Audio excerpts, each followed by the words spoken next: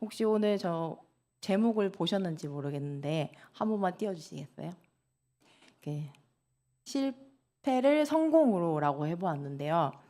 오늘 읽게 될 이사야서 말씀과 성공이 뭔가 어울리지 않는 말 같아서 좀 의아하게 생각하신 분들도 있을 것 같습니다. 제가 그랬거든요. 그래서 심지어 이제 성경 말씀 속에서 성공이라는 단어는 몇 번 나오나 검색해 봤는데 단 2번 나오더라고요. 잠언이랑 욥기서에서 나왔습니다. 저는 오늘 여러분들과 말씀을 나누면서 우리를 그분께 드리는 것이 성공임을 깨닫고 우리를 하나님께 드릴 수 있었으면 합니다. 네, 아멘. 보통 높은 자리에 있는 상태 그리고 돈이 많다거나 잘된 상태를 보고 우리는 성공이라고 말합니다. 게임을 하다 보면은 미션 성공 이렇게도 흔히 쓰긴 하는데요. 성공이라는 말을 풀어보면 공을 이루었다, 무엇인가 일을 업적을 이루었다라고 할 수 있는데 그렇다면 성경에서 공을 이루신 분은 누구신가요? 네. 힌트를 드리려고 이렇게 준비를 했는데 네, 맞습니다. 예수님입니다. 너무 잘 알고 계신데 예수님에 대해서 우리는 성령으로 잉태되셔서 인성과 신성 모두를 가지신 분이시라는 거. 그런 예수님이 이 세상에 오셔서 무엇을 하셨나요? 사람들을 혹시 미혹했나요? 아니면 사람들을 때려서 이렇게 혼을 내시고 그러셨나요? 아니죠. 병든 자들을 고쳐주셨고 기적을 행하시며 사람들로 하여금 자신이 하나님의 아들임을 믿게 하려고 애를 쓰셨습니다. 그분은 도덕적으로도 아무런 흠도 죄도 없으신 분이었습니다. 예수님께서 십자가에 달리셨을 때 양쪽에 매달렸던 자들처럼 자신의 죄 때문에 십자가 형벌을 받으신 것이 아닙니다. 우리의 죄 때문에 십자가를 지셨습니다. 거기 있던 많은 사람들의 조롱과 멸시 가운데서 십자가를 지실 수 있었던 이유가 무엇이었나요? 우리를 구원하시는 일이 큰 기쁨이셨기 때문입니다. 앞으로 일어날 일들을 바라보시면서 인내하고 참아낼 수 있으셨던 겁니다. 아버지이신 하나님의 뜻대로 예수님 자신이 대속하심으로써 우리의 죄 문제가 해결될 것을 아셨기에 우리가 죄로부터 해방되면 하나님과 화목하게 되고 창조 때 형상대로 회복되어 사랑을 입은 자답게 사랑을 입은 자다운 삶을 살 수 있게 되니까 예수님께서 우리를 그 성공으로 이끄시며 예수님 자체가 우리의 성공이시라고 저는 여기서 말하고 싶습니다. 이사야서의 2가지 큰 맥락이 심판과 위로인데요. 오늘 함께 보신 43장은 2번째 부분이라는 큰 틀에서 위로의 메시지 안에 있지만 이스라엘의 죄도 강력하게 고발하시면서 심판을 선언하시는 모습도 기록이 되어 있습니다. 왜일까요? 우리는 하나님의 약속 안에서 야곱이고 이스라엘입니다. 하나님은 우리를 창조하셨고 지으셨고 구속하셨고 지명하셨습니다. 얼마 전까지만 해도 불호령같이 하나님의 심판의 메시지가 떨어졌는데 이제는 이름을 부르시면서 우리를 자신의 것이라고 말씀해 주십니다. 하나님이 마치 변덕스러운 분인 것처럼 이랬다가 저랬다가 병 주고 약 주시고 하시는 분처럼 느낄 수도 있지만 아닌 거 다 알고 계시죠. 하나님께서 자기 백성과 맺은 언약 안에는 진노도 있고 은혜도 있던 것입니다. 그렇습니다. 신실하신 하나님은 우리가 행하는 것에 따라 약속을 바꾸시거나 하시는 분이 아니라 심판 가운데서도 여전히 그의 백성들과 함께 하시는 분이신 것입니다. 그토록 심판을 말씀하실 수밖에 없었던 것은 죄의 심각성 때문이었습니다. 더 정확히 말하자면 하나님 자신은 거룩하신 분이시기 때문에 거룩과 죄는 함께 할 수가 없었습니다. 마치 빛과 어둠이 함께 할 수 없는 것처럼요. 여러분들은 오늘 본문을 읽어내려 가실 때 어떤 구절이 와 닿으셨나요? 이제부터 한 절씩 함께 살펴보겠습니다. 18절에서 하나님은 이스라엘에게 이전 일, 옛날 일을 생각하지 말라고 하셨습니다. 그리고 바로 뒤에 자신이 새 일을 행할 것이라고 하셨습니다. 오늘 읽지는 않았지만 바로 앞절 16절, 17절을 보시면 바다 가운데 길을 내고 병과 말과 군대의 용사를 엎드러져 일어나지 못하게 하셨다고 말씀합니다. 네, 저희 16절, 17절을 함께 읽으시겠습니다. 시작. 나 여호와가 이같이 말하노라.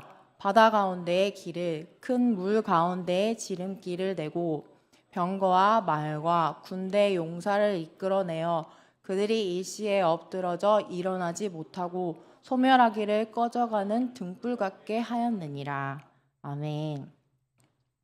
이 구절을 읽으시면서 출애굽 당시 홍해를 건널 때 이스라엘 백성들의 모습이 연상되지 않으셨어요?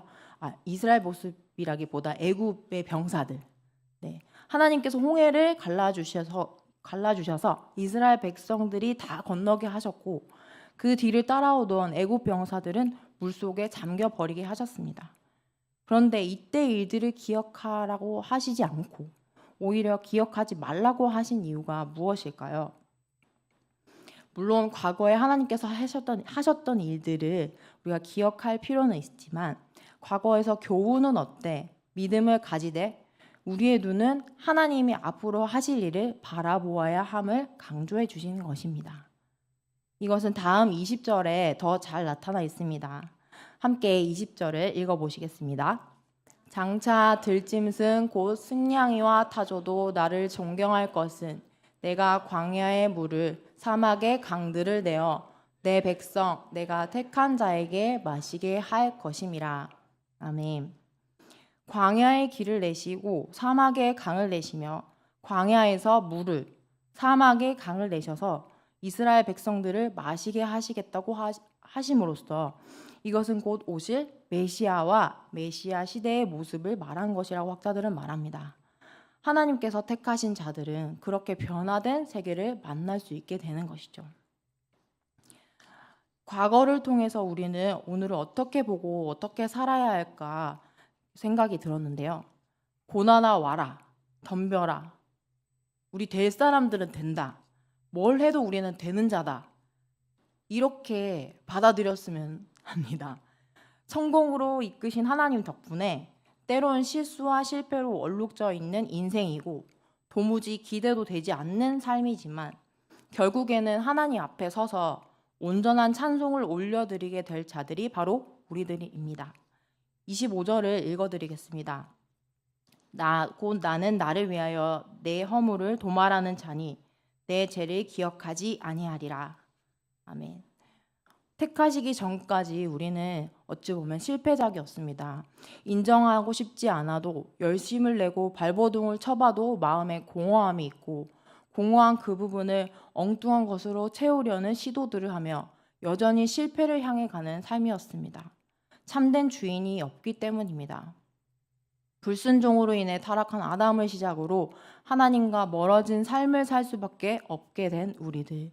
하나님께서 아브라함과 야곱을 찾아가셔서 만나 주심으로 참된 믿음의 삶을 참 빛을 찾게 된 것처럼 하나님은 자신을 위해 이 백성을 지으셨다고 하시면서 찬송하게 하시려는 목적이 있으심을 오늘 21장을 통해서 43장 21절을 통해서 또한 밝히셨습니다.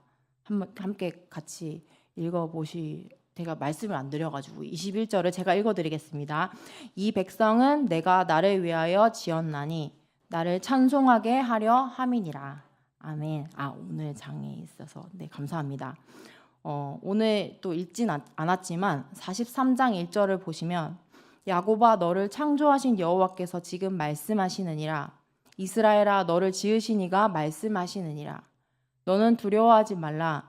내가 너를 구속하였고 내가 너를 지명하여 불렀나니 너는 내 것이라 라고 말씀하셨습니다. 이 말씀을 하신 이후에 4절 상반절로 말씀을 이어가셨습니다. 제가 다시 읽어드리겠습니다. 네가 내 눈에 보배롭고 존귀하며 내가 너를 사랑하였은즉. 아멘. 22절부터는 이런 하나님의 인도하심과 전혀 다른 이스라엘의 모습이 기록되어 있습니다. 하나님과 이스라엘 백성의 모습이 대비를 이루면서 자격 없음에 대해서 생각해 보게 되었습니다. 그러나 여기서 머물지 않게 하셨습니다. 다시 25절을 통해서 나 곧 나는 나를 위하여 내 허물을 도말하는 자니 내 죄를 기억하지 아니라라고 하신 말씀 때문입니다. 성공이신 예수님께로 가는 여정에 있는 저와 여러분들에게 이 소망의 말씀을 주신 하나님을 함께 찬양했으면 좋겠습니다. 종이신 예수님께서 고난을 통해 성공으로 승리를 얻으셨다면 믿음으로 그분과 연합한 우리들도 마찬가지입니다. 그리스도인들의 삶에서 고난은 어쩌보면 당연한 것일 수도 있습니다. 믿지 않는 사람이건 믿는 자이건 모두에게 고난이 임하지요. 근데 우리는요, 우리 삶을 다른 이들에게 내어놓음으로써 우리 하나님께서 말씀하신 고난을 통한 구원을 우리가 이룰 수는 없지만 하나님의 그 복된 소식을 세상에 전할 수 있는 자로서 우리 또한 그 영광에 참여하는 자가 되는 것이라고 생각합니다. 신실하지 못한 예루살렘을 아름답고 신실한 새 예루살렘으로 바꾸시고 그의 영광이 드러나게 하신 하나님의 찬양합니다.